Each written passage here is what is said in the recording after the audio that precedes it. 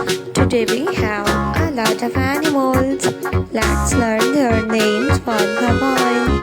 The first one is elephant. This is elephant. Giraffe. This is giraffe.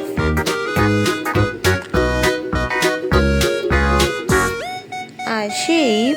This is a sheep.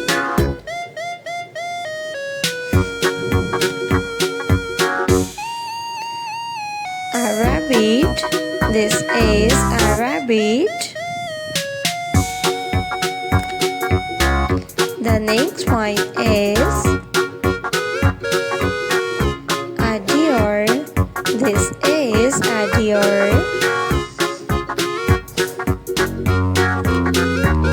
A deer.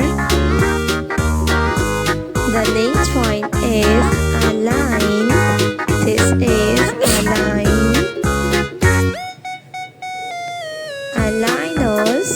This is a lioness. A lioness.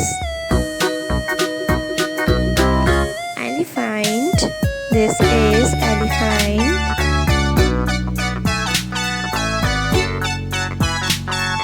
A hippopotamus. This is a hippo. The next one is